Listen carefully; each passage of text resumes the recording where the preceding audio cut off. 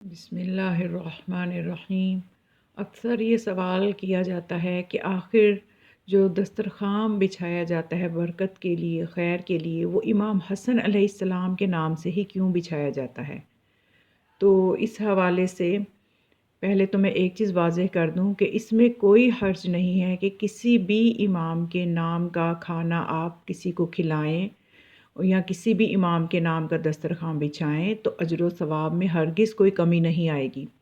کہ یعنی ایسا نہیں ہے کہ اگر آپ نے امام حسین علیہ السلام کے نام کا یا کسی اور امام کے نام کا دسترخوان بچھایا تو ثواب کم ملے گا۔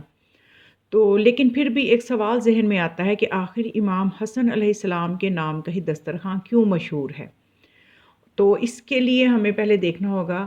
کہ ہر امام کے ساتھ ایک مخصوص صفت ہے، حالانکہ وہی صفت باقی ائمہ میں بھی موجود ہوتی ہے۔ مثلا جیسا کہ زین العابدین، عبادتوں کی زینت، یہ صرف امام علی زین العابدین ہی کو کیوں کہا جاتا ہے، علی بن حسین کو ہی کیوں کہا جاتا ہے؟ حالانکہ خود جب امام علی بن حسین علیہ السلام کو ان کی عبادت کے حوالے سے جب بھی کہا گیا کہ مولا آپ اتنی عبادت کرتے ہیں، تو امام فرماتے تھے کہ ابھی تم نے میرے دادا علی کی عبادت کو نہیں دیکھا، میری عبادت ان کے آگے کچھ بھی نہیں ہے۔ لیکن زین العابدین جو ہیں وہ علی بن حسین علیہ السلام ہی کیوں ہیں؟ یا جیسا کہ امام موسیٰ کاظم علیہ السلام کے لیے لقب کاظم، تو انہی کے لیے لقب کاظم کیوں ہے؟ جبکہ ہم باقی ائمہ کی زندگیوں میں بھی پڑھتے ہیں کہ انہوں نے بھی دشمنوں کی طرف سے ملی ہوئی اذیتوں کو بہت زیادہ تحمل کیا، بہت زیادہ صبر کیا انہوں نے، لیکن کاظم کا لقب جو ہے وہ ہمارے ساتھ بھی امام ہی کے لیے مخصوص ہے۔ تو اصل میں بات یہ ہے کہ ہر امام جو ہے وہ خدا کی صفات کا مظہر ہے، اور خدا کی ایک خاص صفت کو ایک خاص امام ظاہر کر رہا ہے۔ مثلاً کہ خدا جو ہے عفو درگزر کرنے والا ہے، تو خدا کی عفو درگزر کی صفت کا جو مظہر ہے وہ ہمارے ساتویں امام ہے۔ یا خدا جو ہے وہ نقی مزاج ہے، نقاوت کو پسند کرتا ہے، تو خدا کی جو اس پسندیدگی ہے اس کا اظہار ہمارے امام نقی علیہ السلام کے ذریعے سے ہوتا ہے۔ یا جس طرح سے کہ خدا جو ہے وہ راضی کرنا اس کو بہت آسان ہے، تو خدا کی جو صفت رضا ہے وہ ہمارے امام علی رضا علیہ السلام کی ذات بابرکت سے ظاہر ہوتی ہے، وہ خدا کی صفت رضا کا مظہر ہیں۔ یا پھر آپ اب یوں بھی کہہ لیں کہ خدا جو ہے موجود ہونے کے باوجود نہیں نظر آتا، تو خدا کی اس صفت غیبت کا مظہر ہمارے زمانے کے امام صاحب الزمان علیہ السلام ہیں۔ تو اس کا یہ مطلب نہیں ہے کہ ہمارے ائمہ جو ہیں ان کی سیرت میں کوئی اختلاف ہے یا وہ تو سب کے سب محمد ہیں۔ تو اس واقعہ کے ذریعے میں مزید بات کو واضح کر دیتی ہوں کہ جب معصومین کی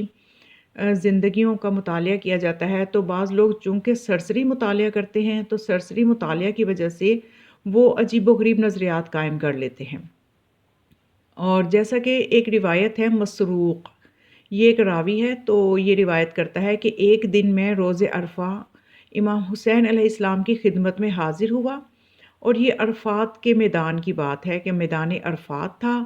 اور 9 ذی الحج تھی، یوم عرفہ تھا۔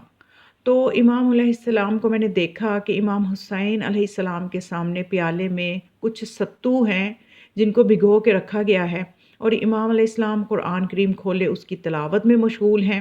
اور جب میں نے امام علیہ السلام کے ساتھیوں کو دیکھا اس خیمے میں، تو وہ بھی سب جو ہے وہ قرآن کو سننے اور پڑھنے میں مشغول تھے، اور منظر ایسا تھا کہ جیسے روزے کی افطار کا انتظار کیا جا رہا ہو۔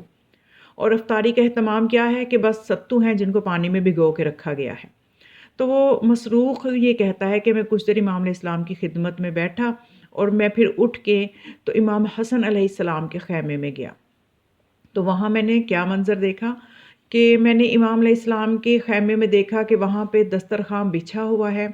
اور بہت ہی قسم قسم کے کھانے اس پہ چنے گئے ہیں، اور امام حسن علیہ السلام ہر آنے والے کو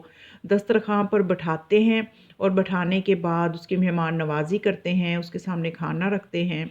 تو کہتے جب میں نے یہ منظر دیکھا تو میں پریشان ہو گیا، جیسا کہ آج بھی ایک سطحی سوچ رکھنے والا مومن فوراً پریشان ہو جاتا ہے، اس طرح سے یہ مسروق جو ہے یہ بھی پریشان ہو گیا۔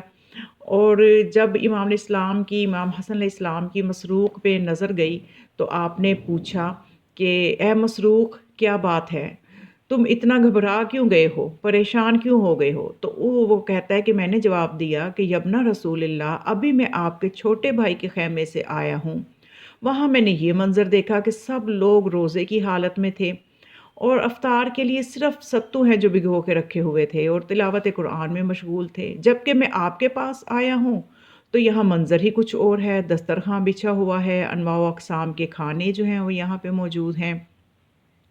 تو آپ کی اور آپ کے بھائی کی سیرت میں اتنا اختلاف کیوں ہے؟ تو امام حسن علیہ السلام نے جواب دیا، اے مسروق، جو کچھ تو نے وہاں دیکھا وہ بھی صحیح تھا اور جو کچھ تو یہاں دیکھ رہا ہے یہ بھی صحیح ہے۔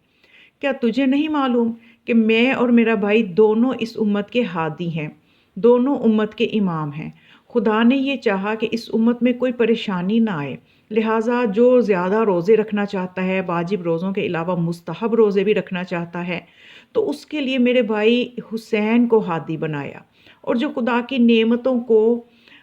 حاصل کرنا چاہتا ہے، خدا کی نعمتوں کو کھانا چاہتا ہے، ان سے استفادہ کرنا چاہتا ہے اور جائز حد تک خدا کی حلال نعمتوں کو ان سے جائز استفادہ کرنا چاہتا ہے، تو اس کے لیے مجھے ہادی بنایا۔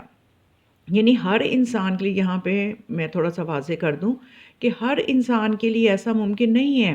کہ وہ روزے واجب بھی رکھے، مستحب بھی رکھے اور اکثر اوقات اپنے آپ کو روزے سے رکھے۔ ہر انسان کے اپنا ایک عبادت کا ایک سٹیمنا ہوتا ہے، اپنی اس کی ایک معرفت کی ایک منزل ہوتی ہے۔ تو اس میں ضروری نہیں ہے کہ ہر ایک کی منزل ایک جیسی ہو اور وہ ایک جیسے ہی سارے کام کریں، ایسا نہیں ہوتا۔ جو کوئی خدا کی حلال نعمتوں سے جائز استفادہ کرنا چاہتا ہے تو اس کے لیے امام حسن علیہ السلام کی سیرت ہے، اس کے لیے بھی تو کوئی نمونہ عمل ہونا چاہیے نا۔ تو اس کے لیے جو نمونہ عمل ہے وہ امام حسن علیہ السلام کی ذات ہے۔ تو اس لیے امام حسن علیہ السلام نے یہ فرمایا کہ میرے نانا کی امت کو کوئی پریشانی نہ ہو، تو اس لیے جو خدا کی جائز کردہ چیزیں ہیں ان کو استعمال کرنے کے لیے اللہ نے مجھے ہدایت کا نمونہ بنایا ہے۔ تو یہ وہ بات ہے کہ امام حسن علیہ السلام چونکہ اللہ تعالیٰ کی طرف سے اس چیز کے لیے ہادی ہیں کہ جو بندہ نہیں بہت زیادہ روزے دار رہ سکتا، بہت زیادہ روزے نہیں رکھ سکتا، تو وہ امام حسن علیہ السلام کی سیرت پہ عمل کرے، وہ سخاوت کرے، وہ دسترخوان بچھائے، مولا کے نام کا لوگوں کو کھلائے، تو یہ بھی ایک بہت بڑی عبادت ہے۔ تو اس طرح سے یعنی یوں نہیں کہہ سکتے کہ ان دونوں کی سیرت میں کوئی فرق ہے۔ تو اس لیے آج بھی جو دسترخوان بچھایا جاتا ہے وہ امام حسن علیہ السلام کے نام سے بچھایا جاتا ہے۔ تو اس کی ایک علت یہ بھی ہو سکتی ہے جو میں نے آپ کے سامنے بیان کی ہے، تاکہ امت کو آسانی رہے۔ تو یہ وہ خوبصورت بیان ہے، خوبصورت الفاظ، ملکوتی حدیث، جو کہ ایک راوی مسروق جو ہے اس کی پریشانی کو جس نے دور کیا،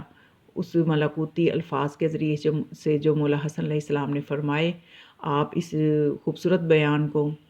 آگے بھی ضرور شیئر کریں تاکہ تمام لوگ اس چیز کو سمجھ سکیں کہ آخر امام حسن علیہ السلام کے نام پہ ہی دسترخوان کیوں بچھایا جاتا ہے۔ تو مزید معلومات کے لیے جو میں آپ کے ساتھ شیئر کروں گی، چینل کو ضرور آپ سبسکرائب کریں، لائک کریں اور اس کو آگے شیئر کیا کریں تاکہ علوم آل محمد علیہ السلام کو پھیلانے میں، نیکی میں آپ کو بھی جزا ملتی رہے۔ والسلام علیکم ورحمۃ اللہ۔